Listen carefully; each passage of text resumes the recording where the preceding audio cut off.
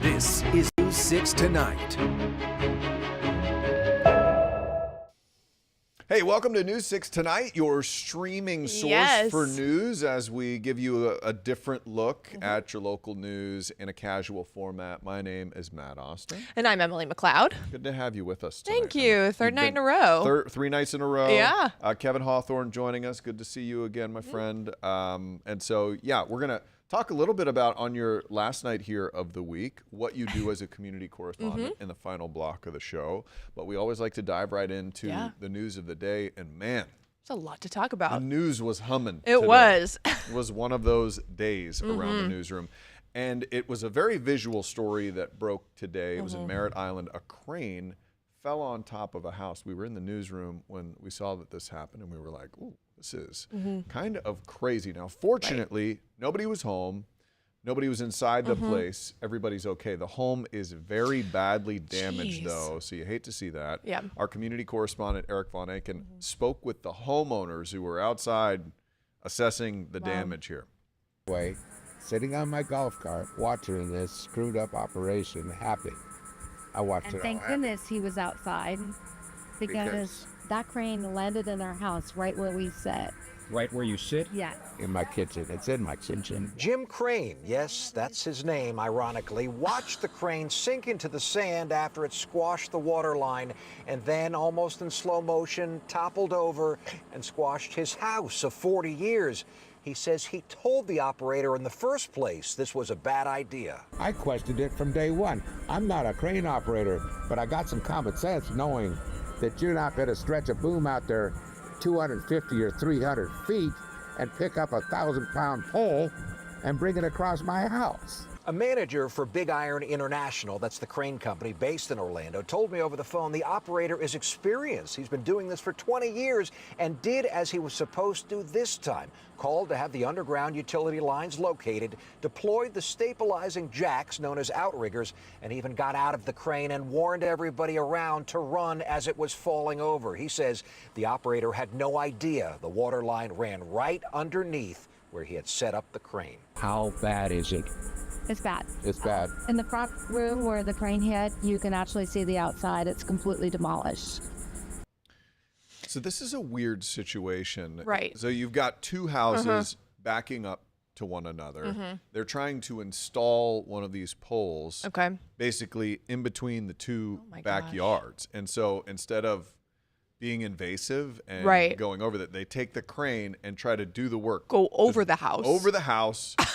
It feels like a bad idea. Right. Just saying it right now. I'm not saying I know I'm not a an better engineer. way to do it. Yeah. I'm not a crane operator, but as this guy was watching it happen over his house, he went and talked to the crane operator. He even knew and it was said, a bad idea. Hey, this is weird. Now, according to the crane operating company, well, they were fine to do this. They say their crane operator didn't really make a mistake. Yeah. What you heard Eric mention, good to see a rail stalker. That is crazy. So they parked this big, heavy machine right out in front of the house. It's thousands and thousands of pounds. And what they didn't know was there's a water line right there. So all the weight from the crane cracks a water line under the ground. And then it starts to seep and loosens up the ground. And then that causes the whole thing to topple over. It's like anything that could have gone wrong went wrong Exactly. in this situation. I mean, how would you even guess that you're right on top of the water line and it's gonna crack? So they're And- supposed to have it all marked out. Yeah. And what Oh, okay. it seems like the crane company is saying that water line wasn't marked, so we didn't know it was there. It cracked. And you could see that there was water seeping out of the Yeah. ground right there. So. I had wondered about that earlier when I saw the video, and then I read the story and could not believe that the water coming out of the ground then just caused this crane to topple over. Could have been so bad. I mean, So for that much couple, worse. it really stinks that your house is badly Yeah. damaged. That's awful. But we're always relieved when we see that and nobody was hurt. Yeah. That's the good news. Yeah, exactly. All right, moving right along. We had a big vote today up Oh, yeah. in Gadsden County. It's been a big talker here across Florida. So a bear hunting season was approved here in Florida by the Florida Fish and Wildlife Conservation Commission. After more than 2 hours of public comment, they voted in favor 5-0 to start up a bear hunt again. Now, the last bear hunt that took place was 10 years ago. So people who are for it say the growing bear population has become a problem in neighborhoods. We've done so many stories about bear encounters across Central Florida, the bear on I-4. Right? I mean, Yeah, they're climbing up the sign in right. the So, barrier. you know, they're talking about these bear encounters and now they've become a problem. But people who are against it say that a bear hunt is not the way to reduce these bear encounters. They believe it's through education and educating people on how to stay safe and bear aware, I guess you could say. So we'll go ahead and get some more details on that story on that vote earlier today. Population has rebounded to levels that can sustainably support a regulated hunt. I care a lot about Florida's black bears, and I don't think we should hunt them. But if we have to, it should be done in the most humane way possible. That means no arrows and no dogs. So a lot of people coming out to speak at that meeting. For the bear hunt, there is going to be a 187 person cap, so only 187 permits will be issued. And that's through for the whole state. Yes, So, and yeah, it's through a lottery system. 18 bears can be hunted within 12 counties in Central Florida. Right, exactly. And each permit holder would only be allowed to take one bear. But again, this is an issue that a lot of people are very passionate about. I mean, on our very own Click Orlando poll, 77% of people were opposed to the bear hunt. 77%. 77%. That's significant. That's a big one. Yeah. It's the other thing they decided, because it wasn't just do we hunt the bears, Right. how many bears are allowed to be hunted, which was all decided. It was also how are they going to hunt the bears. And so they decided that you can hunt them with a bow, Right. which is interesting. A lot of people wanted it to be maybe, you know, I say a lot of people. Everybody I has know. a different Yeah. opinion on this. Bow hunting can be a little more prone, I would say, to hitting the animal and it running away Right. injured. Injured, and then it can't You get have a any gun. help. Basically, if you can have a gun, you can shoot it, and then if it starts running away injured, you shoot it again. You should do it again. Yeah. With a bow, your arrow's in the Right. animal, it's running off scared and Right. bleeding, and then you're trying, you know. You're trying to get your and that's what So- they were saying, a more humane if they have People to are do saying, it. yeah, they don't want a bunch of bears running around Mm-hmm. with bows. But on the other hand, what other hunters would say is it's going to decrease the amount of bears out there getting hunted, because Yeah. bow hunting is very difficult. You're having to get extremely close to a pretty dangerous animal, which a lot of people aren't going to sign themselves up for. So it's a very nuanced story. It really is. Yeah, it's complicated. But it is happening. So it was voted Yeah. overwhelmingly 5-0 in 5, favor yep. of the bear hunt. So we'll see how that goes. Yeah. Bear hunts are scary, according to Rail Stalker. Another thing that was crazy that happened today, on top of all the other Right. nuts news going on, we learned about it today, but it Yeah. happened 10 days ago. People were out shopping at a Publix. This is the second time this week we've had a crazy We Publix talked story. about Publix. We would love to have you as a sponsor with the pub subs, but they're probably not liking it right now. So people started finding these postcard style pictures around Publix, and the pictures were a naked woman. Oh my gosh. And this was in all sorts of sections of the Publix, like places where kids might be. It was in the soda aisle. It was near where you pick up the cart. Somebody had left these pictures of one particular nude woman all over the store. And the victim and this woman ended up identifying the person who, so they went and looked through security video, saw a man walking around. They brought the victim in, said, "Hey, do you recognize this person?"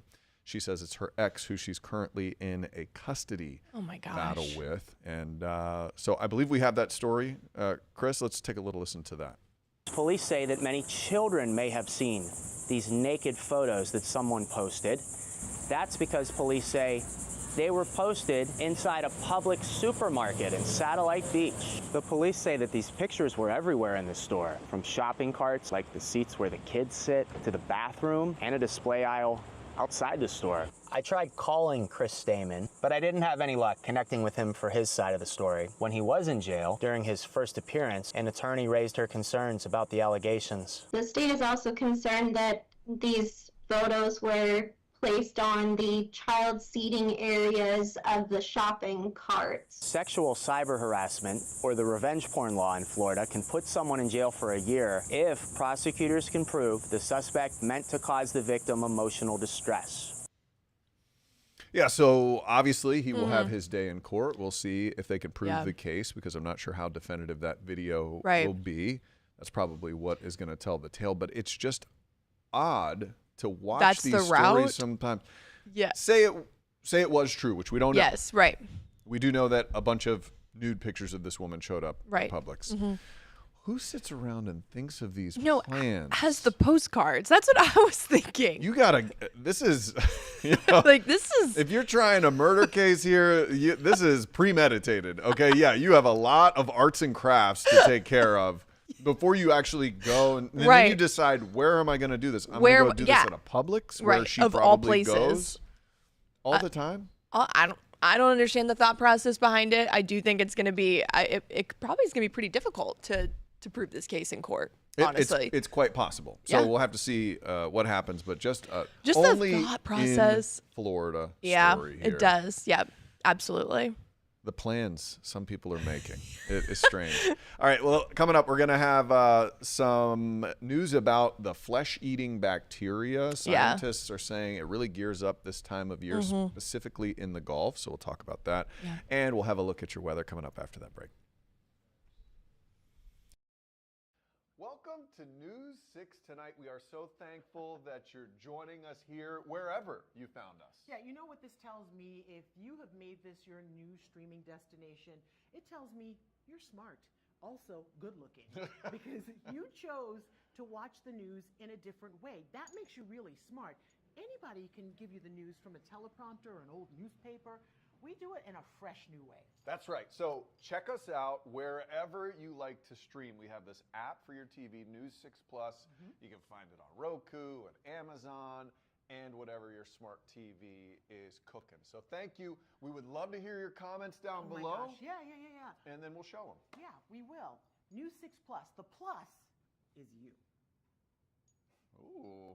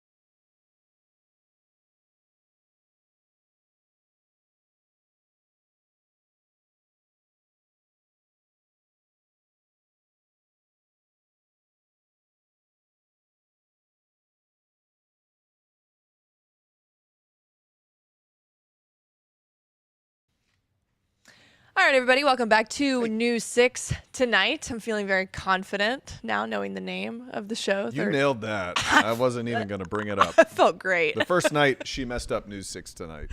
And now look at us. Called it News 6 at 9, which it does air at 9. I really wanted the ends. I liked how that all sounded together. Mm-hmm. But I also love News 6 tonight. It's been great. Yeah. Look how far we've We're come. going to stick with that one for a little while.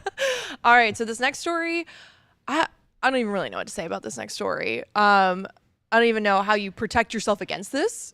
Should you find it happening to you? Got to have the right wires. But there you go. So rodents have been apparently chewing through engines in people's cars, and it's leading to some very expensive repairs and a lot of frustration from people across the country. So one woman here in Central Florida, her name is Christine Moss. She's actually made it a daily routine to spray rodent repellent under the hood of her 2023 F-150. She also uses rat poison and mothballs to keep the pests away. She says rodents chewed through everything, nearly everything under her hood, and it ended up costing her $6,000 to replace. Because of rodents. Because of rodents. So she took it to the dealership to get it fixed, and it turns out that rodent damage is not covered under her warranty. I can believe that. That's so rare. So specific. Yeah. Like, how did this happen, ma'am? Rodents did chewed this. it up. Chewed it. And I know sometimes little critters will crawl up in your hood and, they'll get up there. But chewing the wires and actually damaging your car to the point that it's going to cost me $6,000. I would definitely sell the car before I sprayed it with rodent repellent every day. I mean, every day, she says, right. Or just like the fear that there's multiple in there. Yeah. So anyways, Lewis Bolden spoke to her. So we're going to get a little bit more of that story from News 6 investigator Lewis Bolden. It's now a daily routine for Christine Moss. Spraying rodent repellent under the hood of her 2023 Ford F-150, along with rat poison and mothballs. The mothballs are down beside the battery. After she says rodents chewed through her wiring and almost everything under the hood. We had fuel pump, we had all our pumps, all our filters, everything was eaten through. She says when she started the vehicle, she immediately knew there was a problem. I heard this bang, bang, bang, and the car was stuttering like it didn't want to go. The wiring in many newer vehicles is made with soy-based materials that some believe attract rodents. And there's many times we've opened hoods and found actual living animals under the hood, but with babies in the nest. He says any vehicle parked outside for an extended period of time is susceptible to animals getting under the hood, whether you have soy wiring or not. They don't necessarily go after the wires. They go after the hard plastics. They eat the hood insulation down to make. So really interesting about the soy wiring. And Lewis Bolden, doing his due diligence, he reached out to Ford and they responded and they told him biologically based additives or components are not being used on wiring F-150 harnesses. So anymore. That's what the statement said. It's saying we're not using, did they that's acknowledge that it was used before? They're saying that's not. That was the statement that was in Lewis's article that I pulled for tonight, but that's what biologically based additives or components are not being used on wiring F-150 harnesses. So, it's kind of, to me, it feels like this mystery of, but the mechanic, you heard him say they're going for the plastics. Mm-hmm. I worry about leaving mothballs in your engine. It's that hot in there. Burning them up. I was Couldn't thinking those that catch too. Fire? I don't know. It is a good thing that I own a Chevy. Yes. Not the Chevy. I'm more of a Shade. Ram guy. Yeah. But I don't know that has anything to do with Ford. But it's an interesting thought. Yeah. I don't know. I'd like to know where I feel like I would worry, and I know my wife would be on me if there were that many rats running around.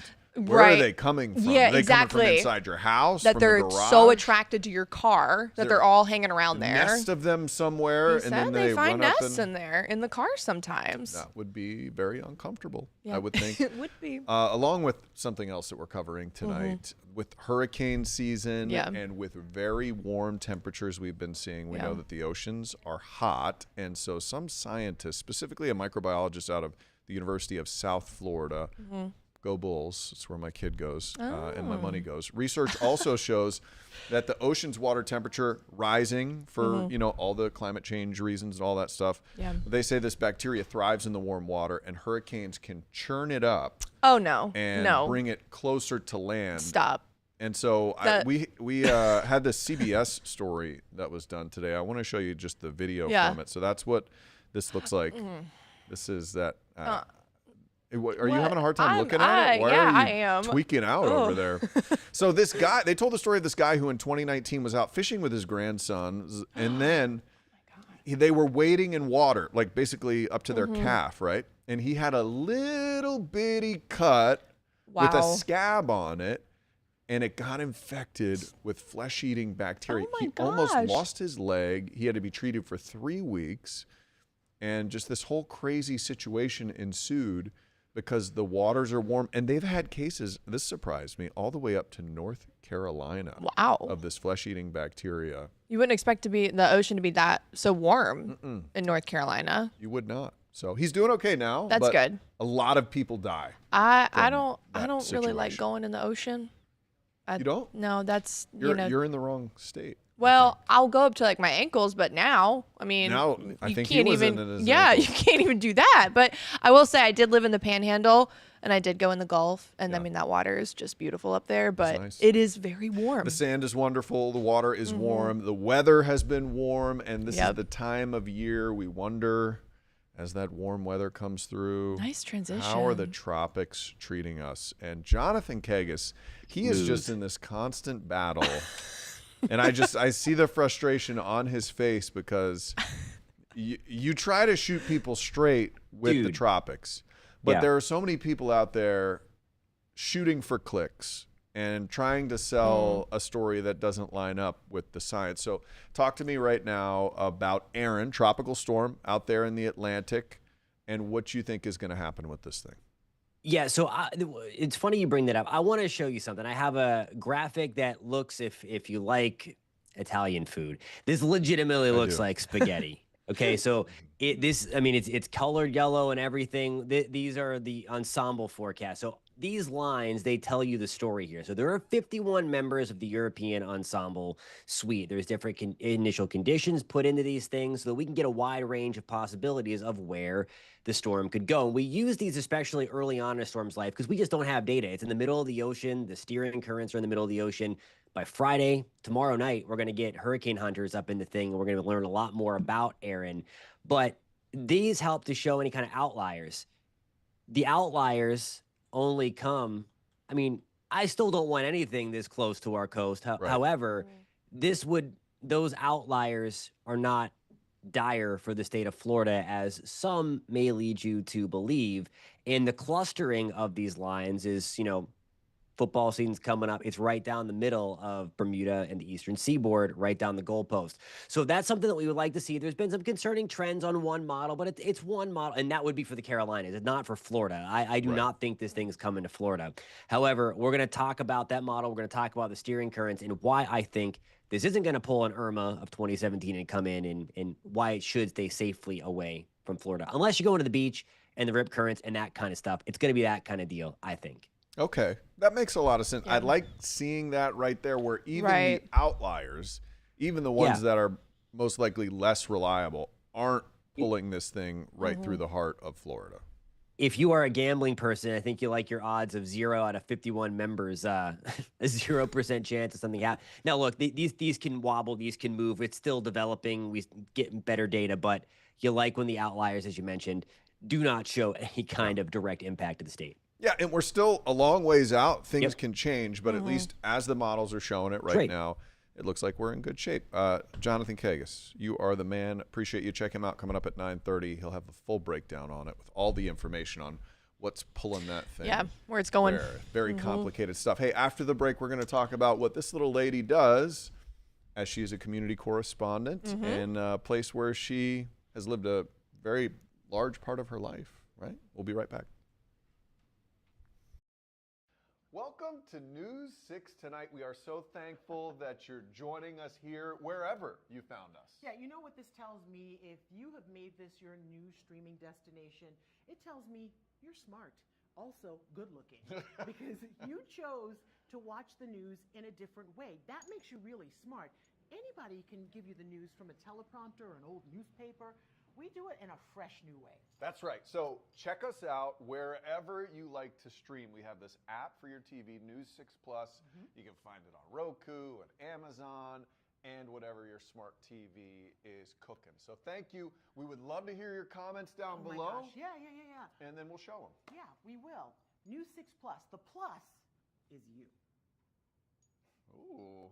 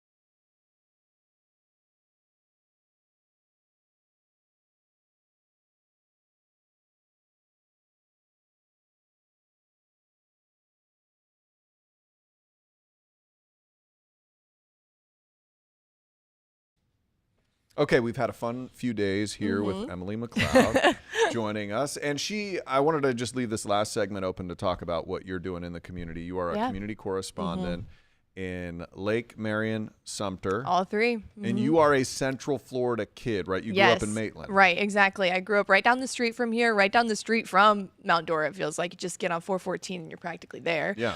But grew up in Central Florida, and I have absolutely loved getting to cover Lake Marion and Sumter because I feel like in Central Florida, it's so easy to get caught in your bubble and not do a ton of exploring. And so I've been able to see all of these different communities that I grew up around, but hadn't necessarily spent a lot of time in, like Mount Dora, Tavares. I mean, there's so much good food in all of these places. Ocala is beautiful. Driving up through the pastures, it's absolutely stunning. Yeah. Getting to see some of the scenic highways, especially going through Sumter too. So it's something I've really enjoyed. Don't you feel like it's so different? You know, if you cover the coast, if you go out to the beach, you get a certain type of cool, laid back person there. If you go to the middle of the state, you get this like friendly, happy, more out in the country vibe going outside of the city. Right. And I just feel like, and this is not a popular opinion, I don't think, I feel like it's the most beautiful part of the state. It's gorgeous. When you get those big mossy oak trees. Oh my gosh. Next to a lake with a white sandy beach. Right. I don't feel like it gets any better. It's beautiful. And especially when I do stories in these really cool little communities, like Mount Dora, parts of Ocala, you know, it feels like, sometimes it doesn't feel like I'm at work. It feels like, you know, I'll go to Mount Dora and I'll go get lunch somewhere, you know, if I have time during my day, and I get to try out a small business. And, you know, there's been a lot of cool places that I've been able to try, and just some of the nicest people that I've been able to work with. I've truly, truly loved covering Lake Marion and Sumter. And you've done a good job immersing yourself in those communities, making a lot of phone calls, being that good journalist and doing good work. Emily McLeod, thank you so much. You're welcome back on the show anytime. Oh, yes. You're welcome here anytime as well. We'll see you tomorrow night.